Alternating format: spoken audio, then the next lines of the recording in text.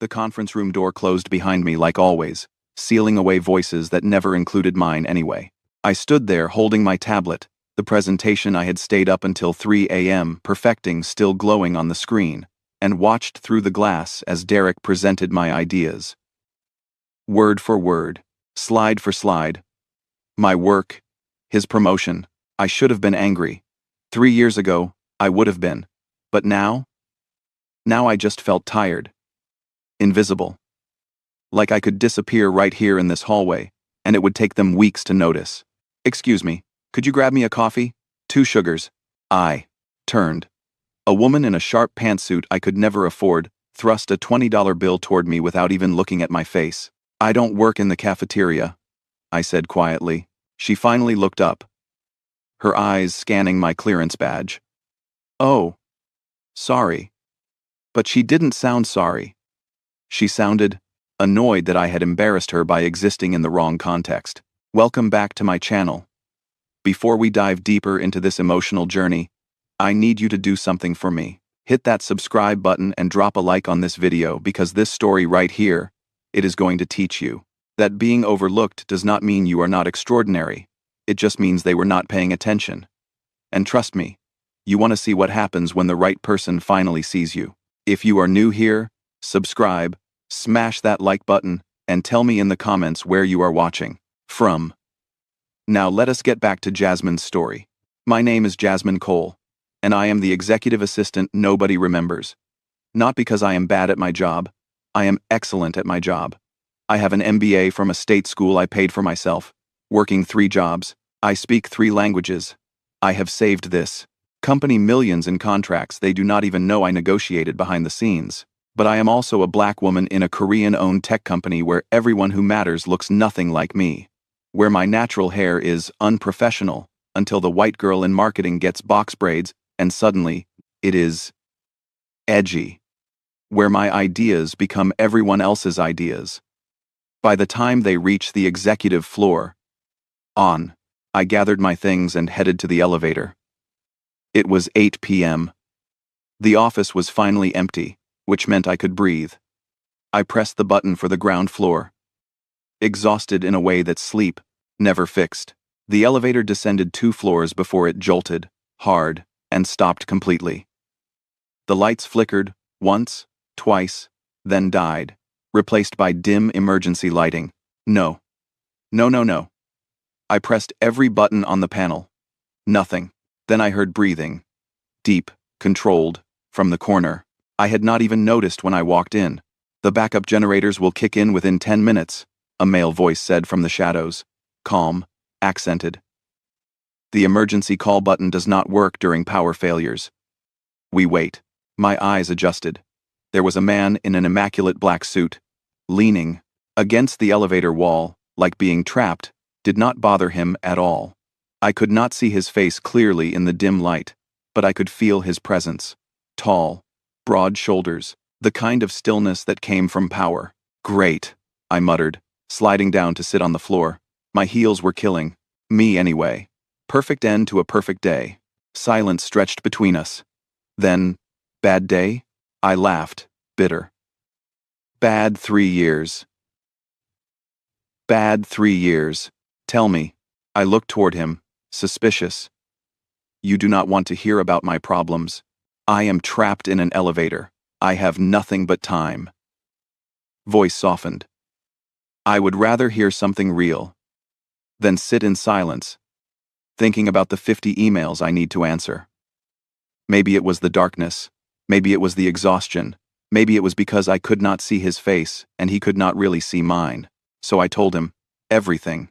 "I am invisible," I said, surprised by how my voice cracked. "I work harder than everyone on my floor. I am smarter than half the executives. But I am invisible. They take my work, my ideas, my time, and I smile and say thank you for the opportunity, like I should be grateful they let me in the building. Why do you stay? Because I have student loans that could choke a horse. Because my mama cleaned houses for 30 years, so I could get my degree. And I am not about to waste that by quitting when things get hard. Because I keep thinking if I just work harder, do better, stay longer, someone Will finally see me. I wiped my eyes angrily. Stupid, right? No. His voice was firm. Not stupid, hopeful. There is a difference. Feels the same when you are the only one hoping. I see you, he said quietly. Something in my chest twisted. You cannot even see me. It is dark in here. I can hear you. Your voice, your passion, your intelligence. Sometimes being seen has nothing to do with eyes. We talked for 47 minutes in that elevator. About dreams deferred and the weight of expectations. About what it cost to keep showing up when no one noticed. He told me about the loneliness of being surrounded by people who only saw your position, never your person. I told him about being talented in a place that only saw your skin. When the lights finally flickered back on, I blinked against the brightness and looked at him for the first time. My heart stopped. Sharp jawline. Dark eyes that seemed to look straight through me. Features that belonged on magazine covers. And a face I had seen exactly twice in 3 years. Both times from a distance. Kang Ye-jun, the CEO, the untouchable billionaire who owned the entire company. Oh my God. I scrambled to my feet. I am so sorry. I did not know who you were. I never would have. I should not have said any of that. Please forget everything I said. The elevator doors opened.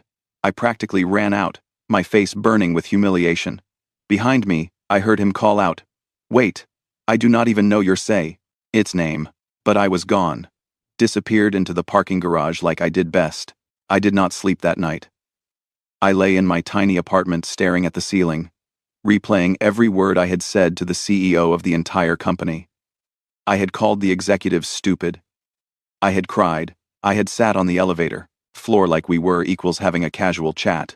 I was so fired. The next morning, I wore my most professional outfit and prepared for security to escort me out. Instead, something worse happened. Nothing. No one said anything. No one acted like anything had changed.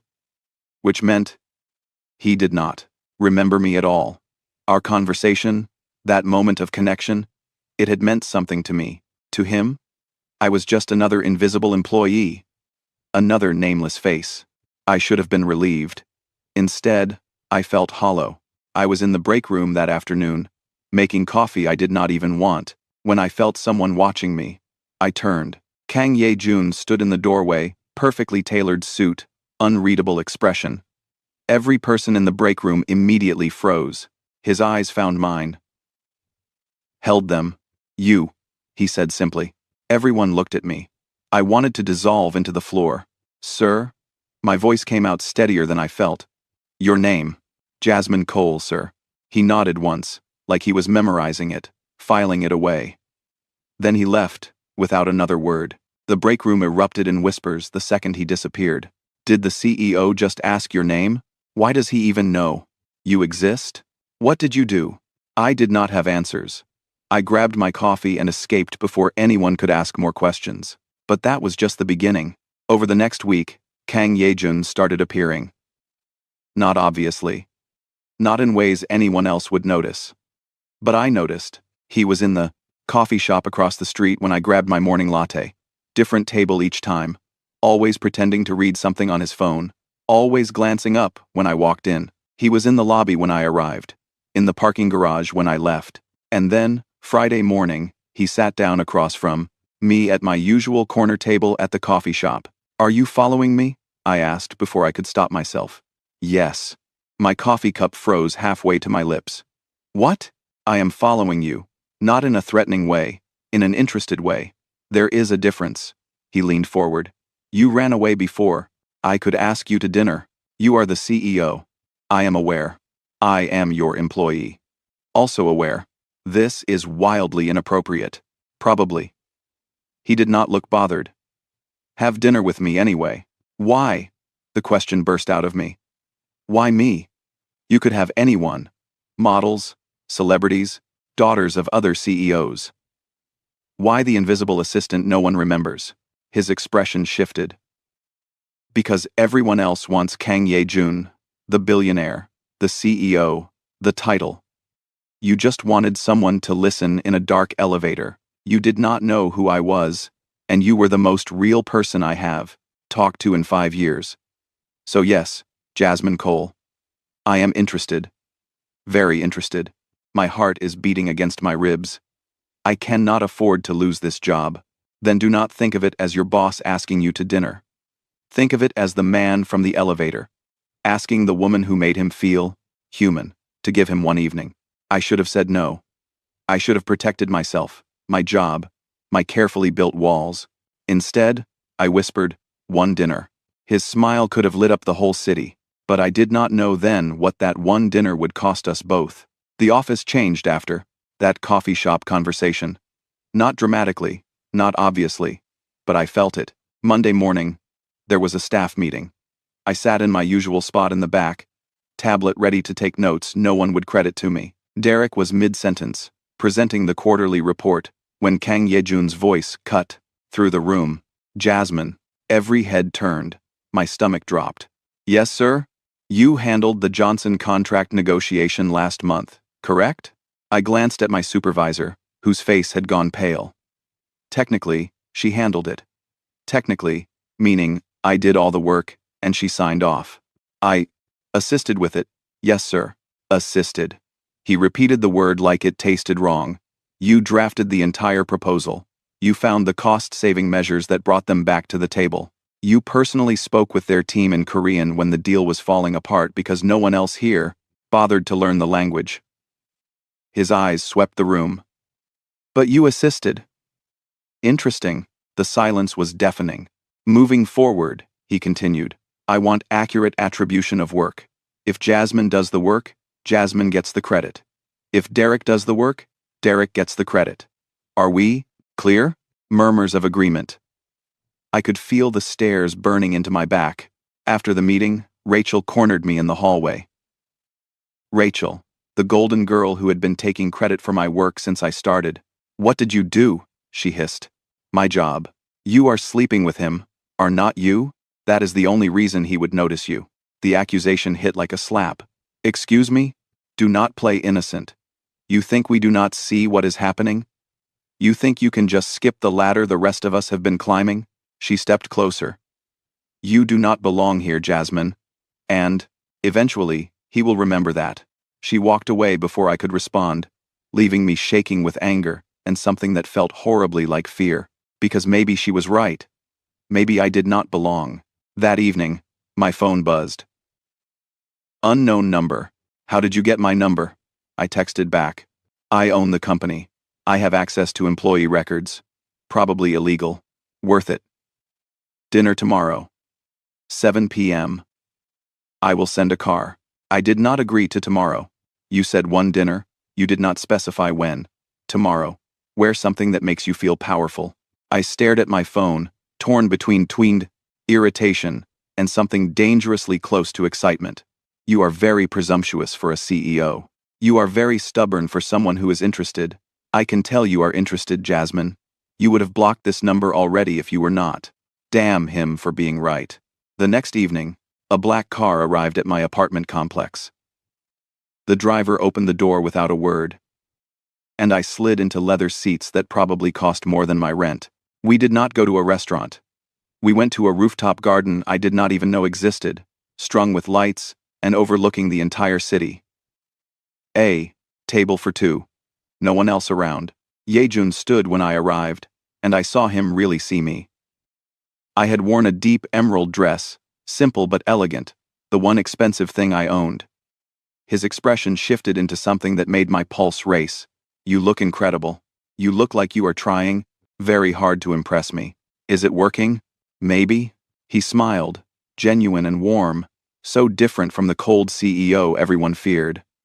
Sit, please. I promise I do not bite. That is exactly what someone who bites would say. We fell into conversation like we had in the elevator, easy and real.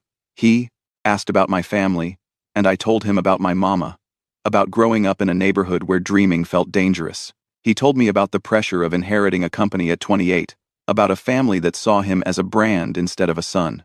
Do you ever feel like you are performing? I asked. Like the version of you everyone sees is not really you at all? Every single day. He reached across the table, his fingers brushing mine. Until the elevator. Until you You did not want anything from me because you did not know there was anything to want. You just talked to me like I was human. You are human. Most people forget that. His thumb traced circles on my palm, and I should have pulled away. Should have remembered all the reasons this was complicated. Instead, I let myself feel it. This moment. This connection. Jasmine. His voice went serious. I need you to understand something. I am interested in you. Not as a game, or as a distraction. As someone I cannot stop thinking about. But I know my attention comes with consequences for you. If you want me to back off, if this is too much, tell me now. I looked at him. At the vulnerability in his eyes that he probably showed no one else. I am terrified, I admitted. Of this. Of you. Of what people will say. But I have been invisible for so long, Yejun. And you see me. So no. Do not back off. He lifted my hand to his lips, kissed my knuckles softly. Then, hold on, Jasmine Cole. Because I do not do anything halfway. That should have been my warning. The next 3 weeks were a dream I was afraid to wake up from. Yejun did not just see me. He made sure everyone else did too. In meetings, he asked for my input directly. When I presented ideas, he implemented them and made sure my name was attached. He promoted me to senior consultant, with a salary that made me cry in the bathroom. But it was not just professional. He found excuses to see me. Coffee runs that happened to coincide with mine. Late nights at the office where he would stop by my desk with takeout. A company event, where he maneuvered to be my partner for the team-building exercise. And we laughed so hard my sides ached. People are talking, I told him one evening. We were in his office, supposedly reviewing contracts, actually just talking. Let them talk. Easy for you to say. You are the CEO. I am the black girl who apparently slept her way into a promotion. His expression darkened. Who said that? It does not matter. It matters to me. He stood, crossed to where I sat. Jasmine. You earned every single thing you have. Your talent, your intelligence, your work ethic. That is why you are being recognized. Not because of me, but it is because of you. You shine a light on me, and suddenly everyone sees. What does that say? It says the system is broken. It says you should have been seen 3 years ago. It says I am fixing what should have never been broken in the first place. He crouched in front of my chair, his hands on the armrests, caging me in. Do not let them make you doubt yourself. Please. I looked into his eyes and saw something that terrified me. He was not just interested. He was falling. And God help me. So was I. This is dangerous, I whispered. I know. We should stop. Probably. Yejun. I do not want to. His forehead touched mine. I do not want to stop. Do you? No. The word had barely left my lips when his phone rang. He ignored it. It rang again. And again. Finally, he answered. What? I watched his expression shift from irritation to concern to cold rage. He stood. Paced to the window. When? Pause. How bad? Pause. I will handle it.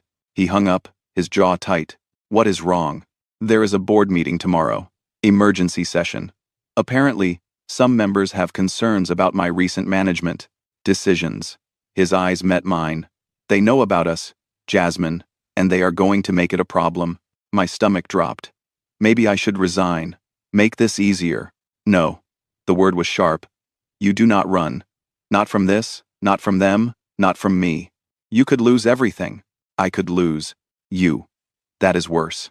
Before I could respond, before I could process what he had just said, his office door burst open. Rachel stood there, tablet in hand, fake smile plastered on her face. Sorry to interrupt. But Yejun, you wanted the Morrison presentation ready for tomorrow. I have been working on it all week. I asked Jasmine to prepare that presentation, Yejun said coldly. Oh. Rachel's smile sharpened. She must have been too busy with other things. I just wanted to make sure you had something ready. I knew that look. I had seen it 100 times. She had done something. Show me, I said, standing. Rachel pulled up the presentation on the office screen. And there it was. My work, my research, my analysis. But every third slide had an error. Wrong data. Misattributed quotes. Conclusions that made no sense. This is not what I submitted, I said quietly. Really? Because the file says you uploaded it this morning. Rachel's voice dripped false concern. Maybe you were distracted. Yejun's voice could have cut glass. Get out. But the presentation. Get out of my office before I have security remove you. Rachel left, but her smile said she had already won. I stared at the screen, at my sabotaged work, and felt 3 years of invisible rage finally break free.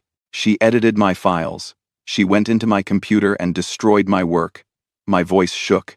And tomorrow, when you present this to the board, they are going to think I am incompetent. They are going to think you promoted me for the wrong reasons. They are going to use me to destroy you.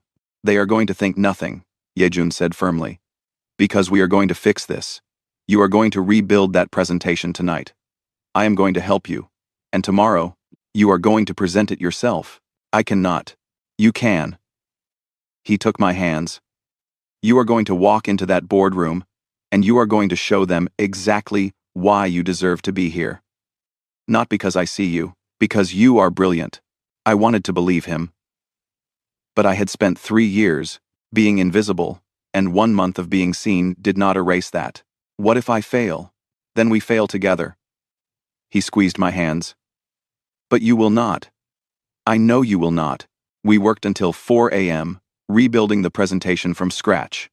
Yejun ordered food, made coffee, and sat beside me, offering suggestions but letting it be my work, my vision, my voice. Why are you doing this? I asked, as dawn started to break. You could have anyone. Someone who makes your life easier. Someone your family would approve of. Someone who does not come with complications. He was quiet for a long moment. Do you know what I thought the first time I really looked at you? After the elevator? When I saw you in the daylight? I shook my head. I thought, there she is. The woman who reminded me what it feels like to be real. The woman who looked at me in the dark and saw something worth talking to, not something to use. He turned to face me fully. I have spent my entire life being what everyone else needed. The perfect son. The perfect CEO. The perfect face for the company.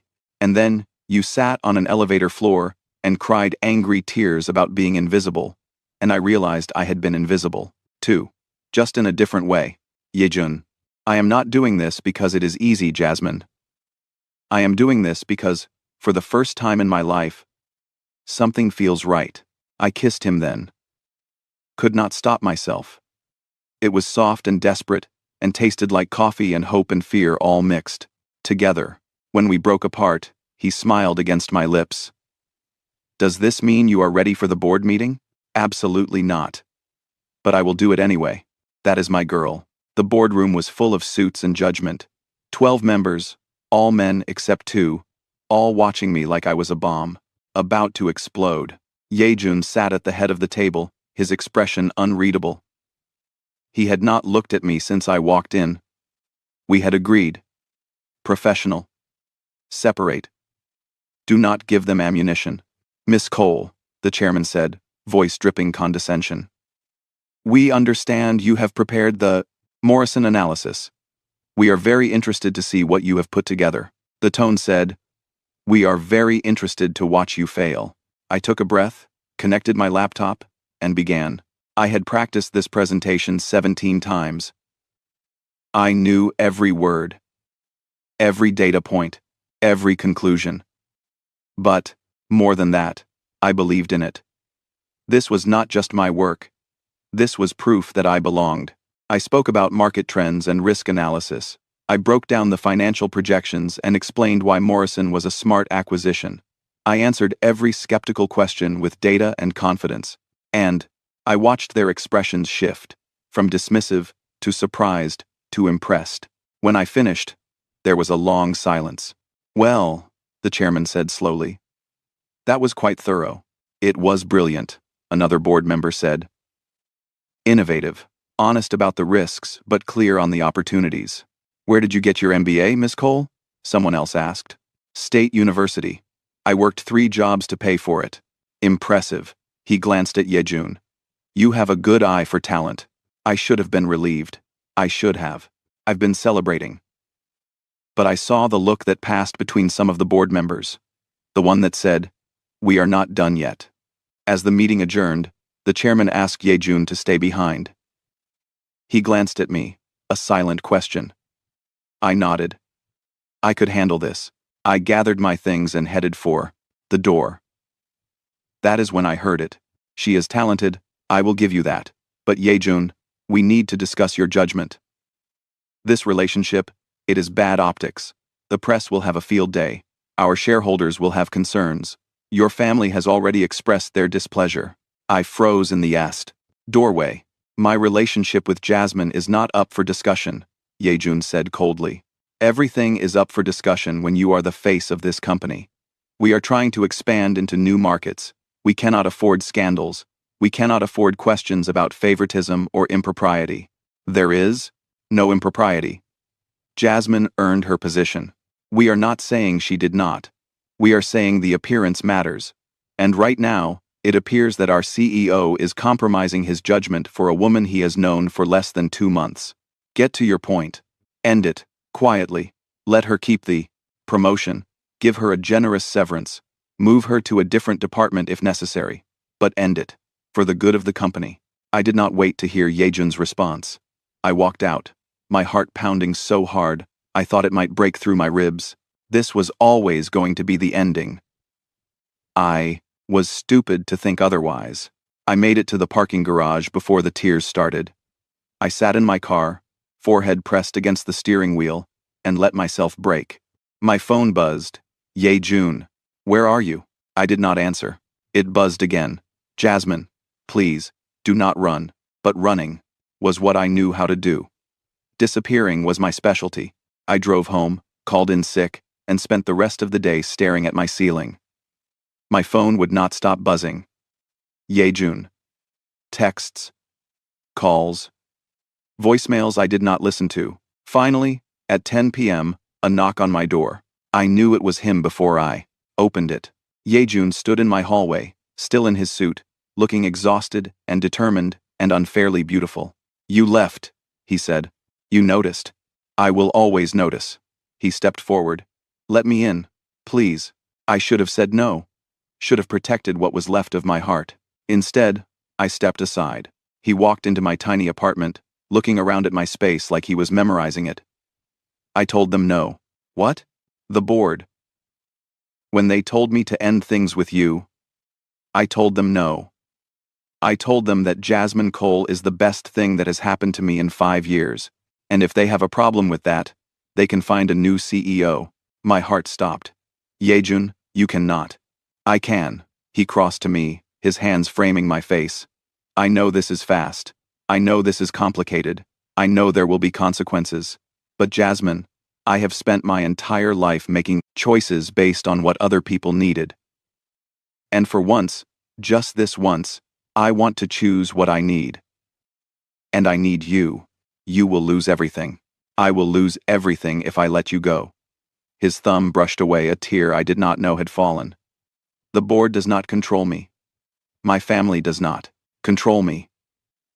Yes, there will be fallout. Yes, it will be messy. But I would rather fight through the mess with you than have everything easy without you. Why? The question broke out of me. Why me? I am not special. I am not from your world. I am just, you are everything. His voice was fierce. You are smart and strong and real. You fight even when you are exhausted. You dream even when the world tells you not to. You make me want to be better, not for the company or my family or the board, but for myself. For you. So yes, Jasmine Cole, you are special, you are extraordinary, and I am not letting you go. He kissed me then, deep and desperate, like he could pour all his conviction into me through touch alone. And I kissed him back, let myself believe for just a moment that maybe this could work. When we broke apart, I whispered, I am scared. Me too. He rested his forehead against mine. But I would rather be scared with you than safe without you. They are going to come after us. Let them. We will survive it together. I wanted to believe him. God, I wanted to believe him. But I did not know then that the real fight had not even started yet. The next 2 weeks were a war we did not know we were fighting. It started small. Articles appeared online. Anonymous sources questioning Yejun's leadership. Rumors about improper workplace relationships. Nothing directly named us, but the implications were clear. Then it got worse. Someone leaked photos.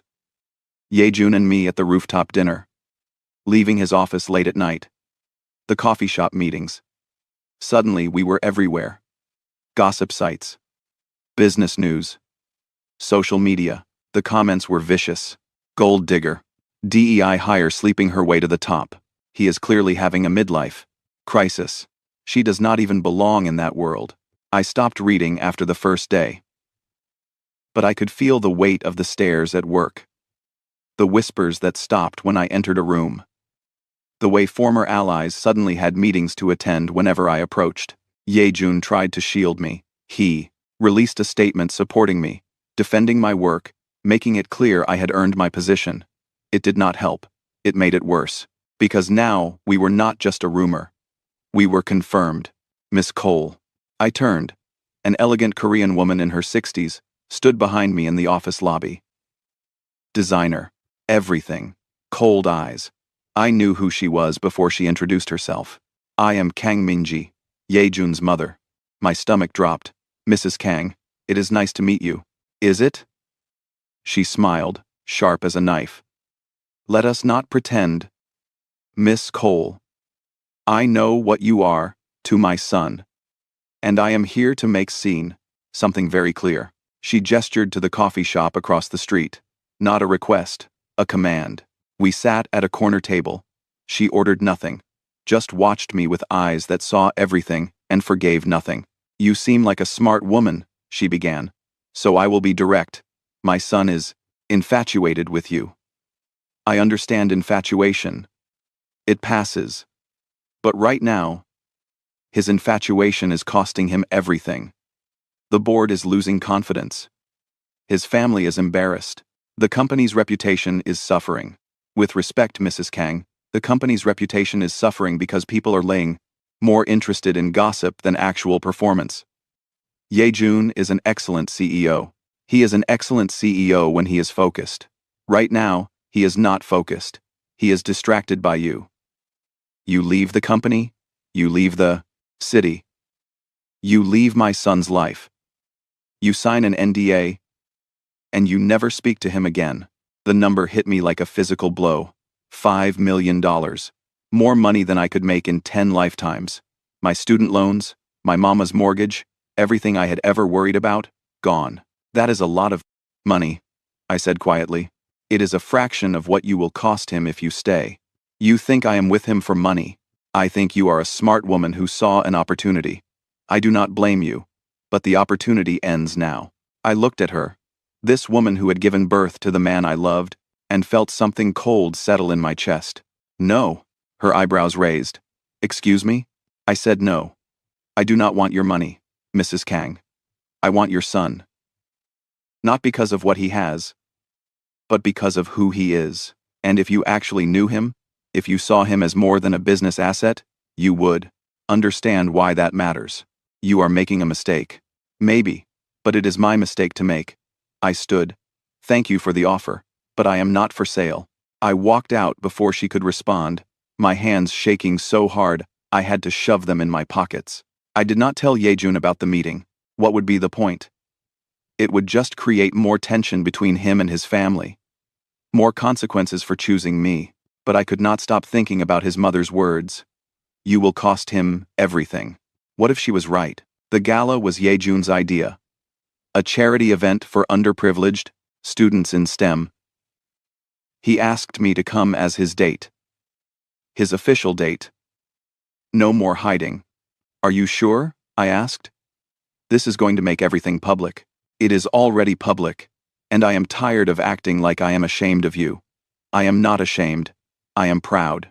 So, I bought a dress I could not afford, did my hair and makeup until I looked like I belonged in his world, And when the car picked me up, I almost believed I did.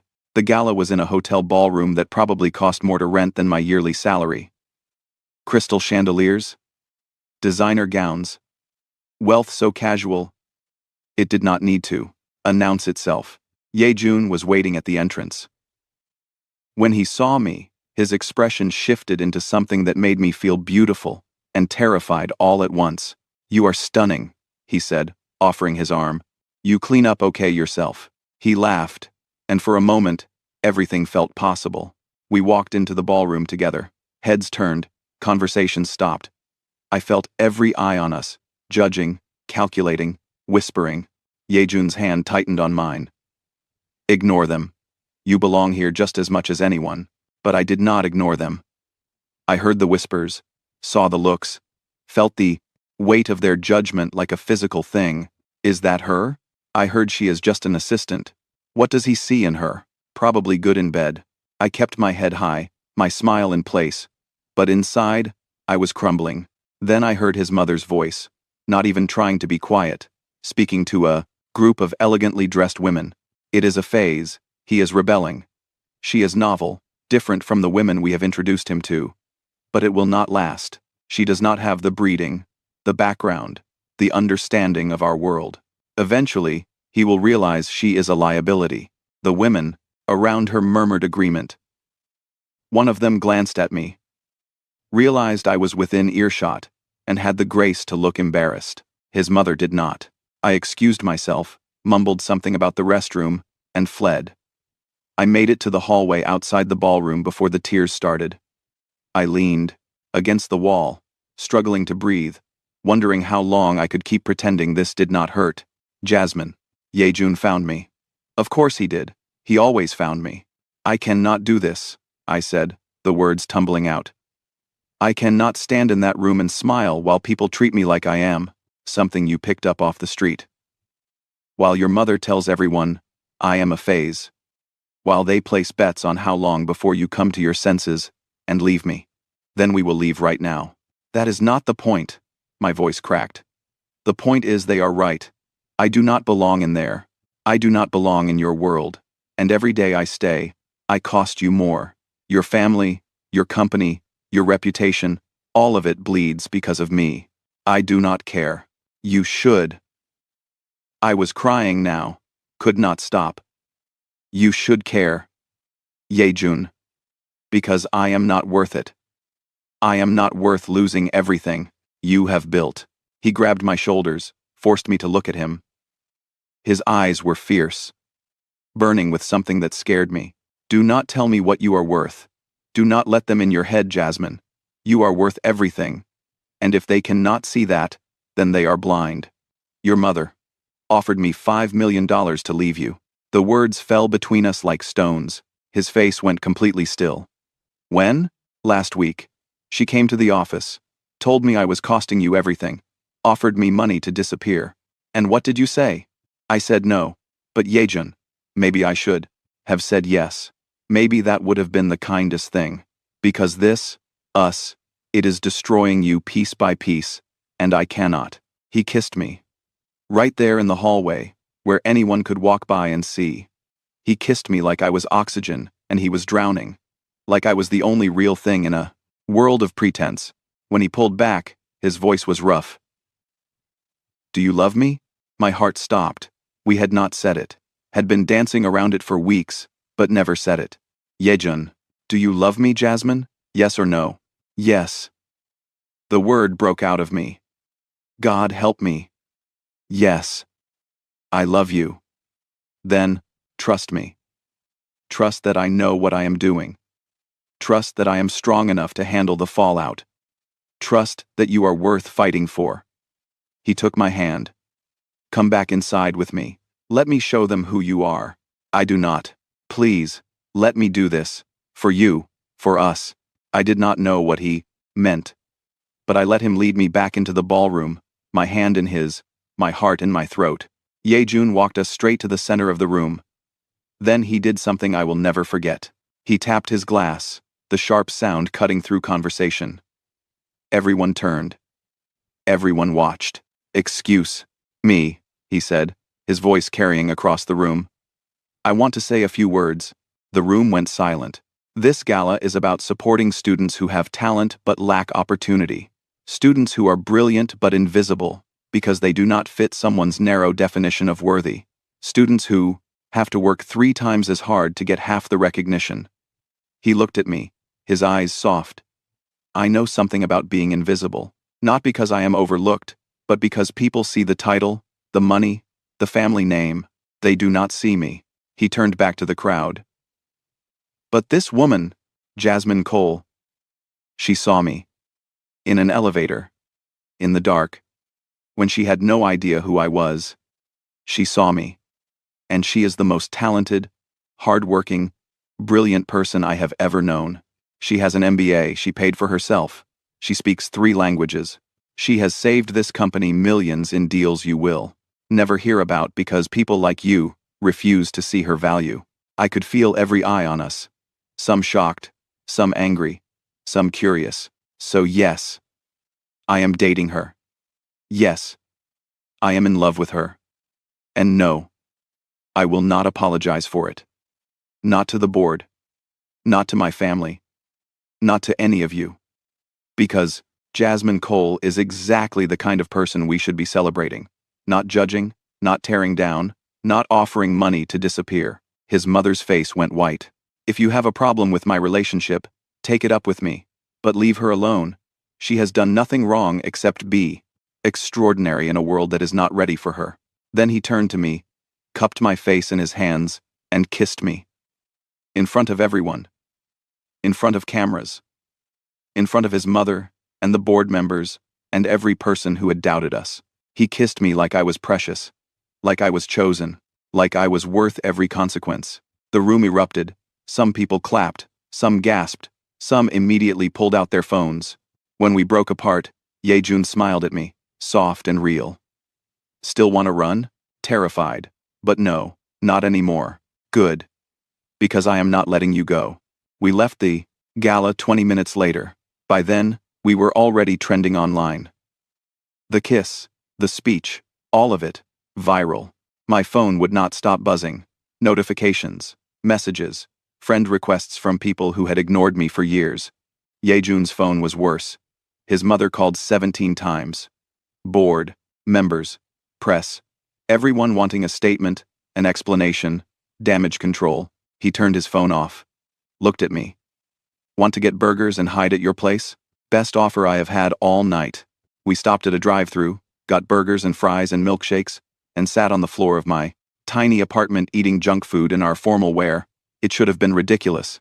Instead, it felt perfect. "You know this changes everything," I said. "I know. Your family is going to lose their minds. Probably. The board might try to remove you. Let them try. Yejun, I am serious. This could cost you the company." He set down his burger, looked at me with those eyes that saw everything. "Jasmine, listen to me very carefully. I have been CEO since I was 28.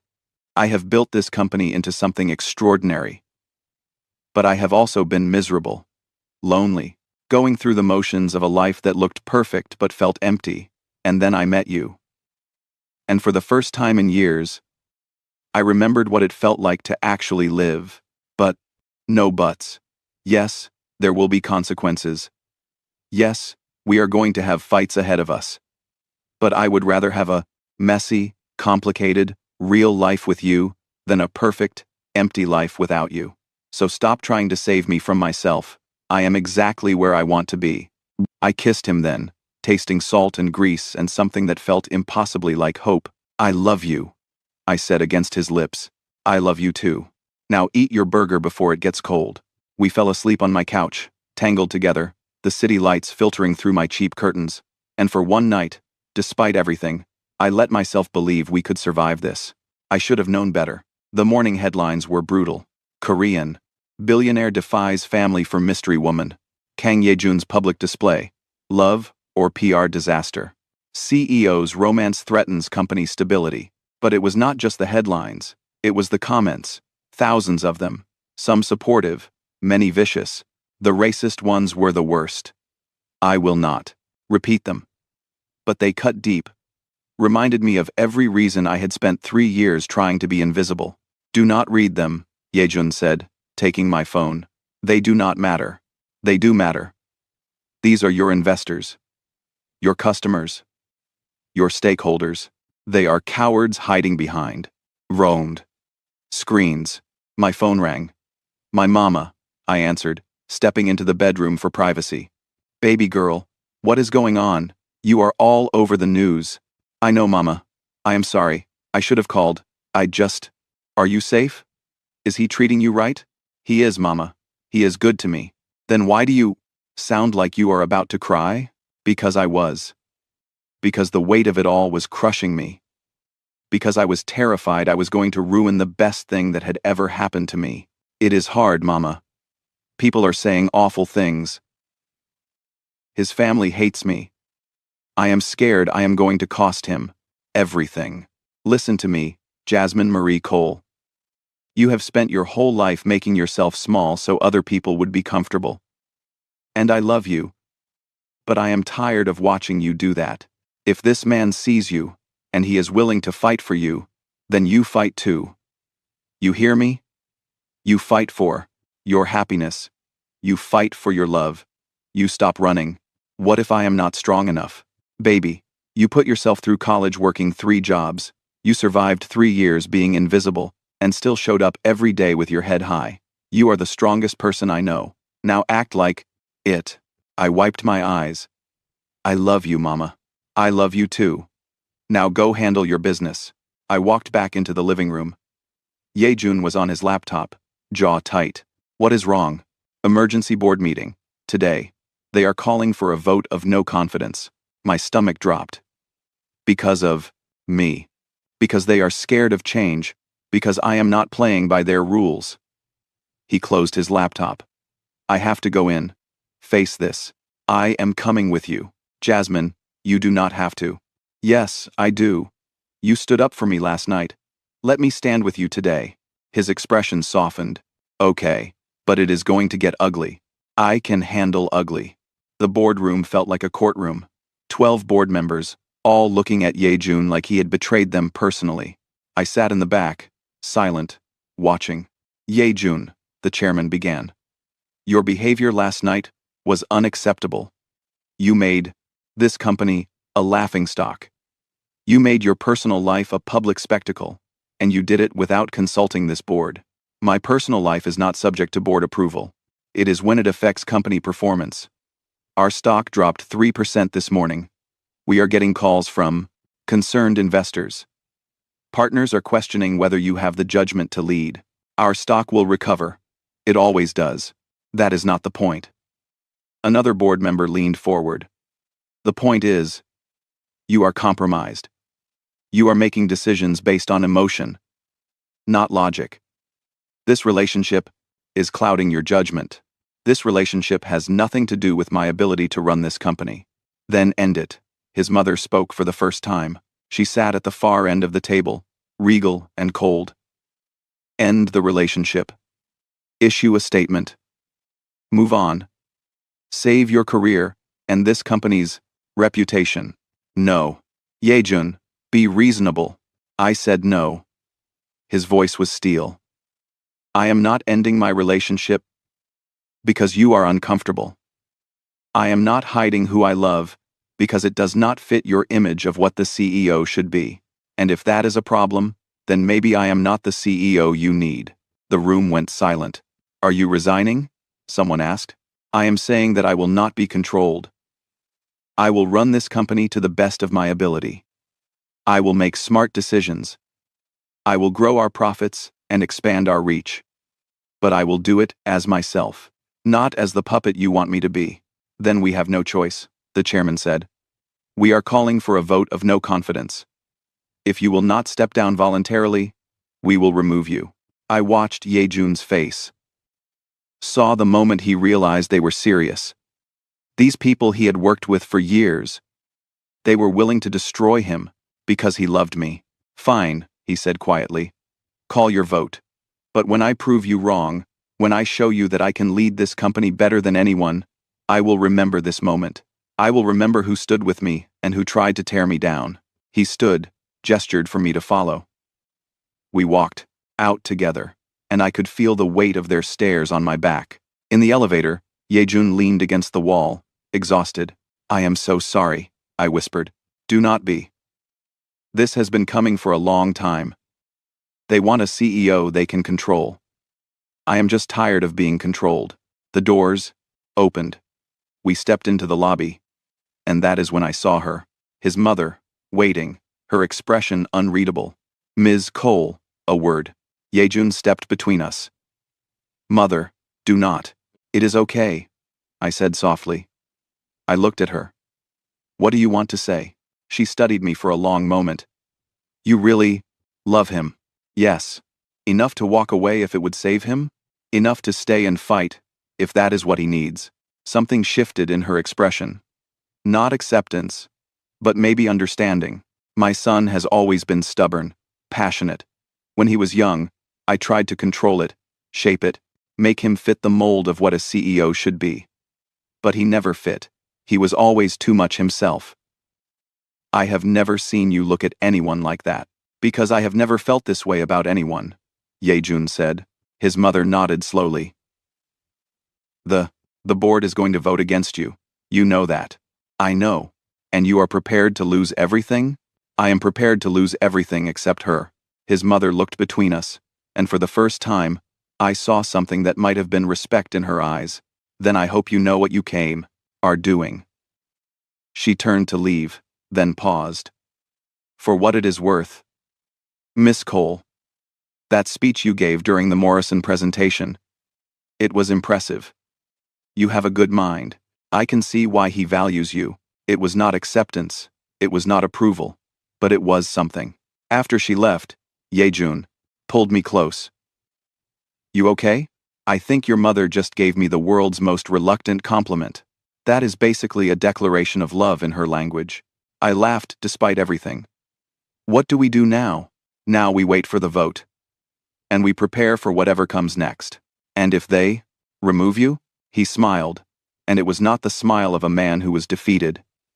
It was the smile of a man who had just been set free. "Then we build something new, something ours, something they cannot take away." The vote happened 3 days later, 9-3. They removed Kang Yejun as CEO of the company he had built into an empire. The press went insane. Social media exploded. Everyone had an opinion about whether he was a romantic hero or a foolish man who threw away his legacy for a woman. I watched him pack up his office, his face calm, and wondered how he could be so steady when everything was falling apart. "Do you regret it?" I asked. He looked at me, really looked at me. Not for a second. "Yejun, you lost everything. I lost a title. I lost a position. I did not lose everything." He crossed to me, took my hands. "Jasmine, I have spent 10 years building a company that never felt like mine, following rules that made me miserable, being the person everyone else needed me to be. And yes, I am good at it. Yes, I made them a lot of money, but I was dying inside. But, no buts. Do you know what I realized during that vote? I realized I do not want to be the CEO of a company that asks me to choose between my work and my humanity.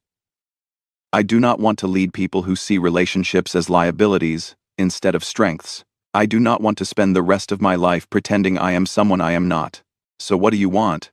His smile was real and bright and free. "I want to build something new. Something better. I want to create a company that actually values talent over pedigree, where people like you do not have to be invisible for years before someone notices them. And I want to do it with you." "With me? You are brilliant, Jasmine. You see things other people miss. You understand people and systems and how to make them better. So yes, with you, if you want."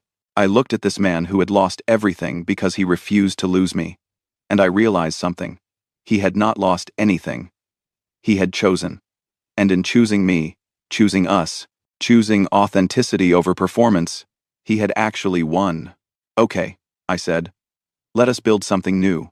"Yeah?" "Yeah." He kissed me, and it tasted like freedom. 6 months later, we stood in an office half the size of his old one, looking at a team of 15 incredibly talented people who had followed Yejun from the old company or who we had recruited from places that had overlooked them. Our company, built on the idea that talent lives everywhere but opportunity does not. That being different is not a liability but a strength.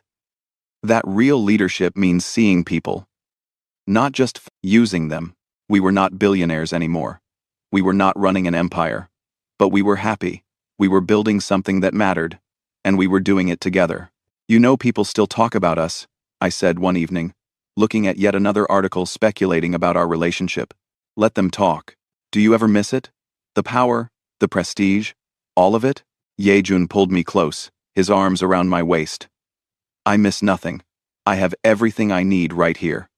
That is incredibly cheesy, but true. He kissed my temple. You know what I thought about today? What? That elevator. The night the power went out and we were stuck in the dark, I thought about how you sat on the floor and cried about being invisible. And I thought about how now, everyone sees you, your ideas, your work, your brilliance. You are not invisible anymore, Jasmine. Neither are you. The real you. I mean, no, not anymore. We stood there, in our small office, in our imperfect but real life, and I realized something. Being seen is not about being recognized by everyone. It is about being truly known by the people who matter. It is about choosing to be visible, even when it is scary, even when it costs something. And sometimes, the person who sees you best is the one you meet in the dark, when all the pretense falls away and all that is left is truth. I love you, I said. I love you too. And for the first time in my life, I felt completely, perfectly seen. And, you know what the crazy part is? Last month, Yejun's old company tried to buy us out. Offered us 10 times what we're worth. The same board members who voted him out came crawling back, saying they made a mistake, that they need his vision. We said no. Because some things, the things you build, with your own hands, the things you create from love and purpose and truth, those things are not for sale. My mama was right. I spent too many years making myself small, but not anymore. Now I stand tall, next to a man who sees me, in a life we chose together, building something that matters. So, if you're watching this, and you feel invisible, if you feel overlooked, if you feel like no one sees your worth, hear me. Keep showing up. Keep being excellent.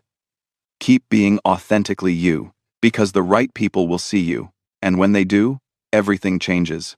If this story touched you, hit that subscribe button right now, smash that like, and tell me in the comments, what's the one thing you're fighting to be seen for? What's your dream that everyone else is overlooking? Drop it below because I read every single comment and your story matters. Also, let me know, do you want to hear more stories like this? Stories about unlikely love, about fighting for what matters, about people who chose authenticity over perfection? Tell me what you want to see next, and I'll make it happen. Until next time. Remember, being overlooked does not mean you are not extraordinary. It just means they were not paying attention. Now go out there and make them see you.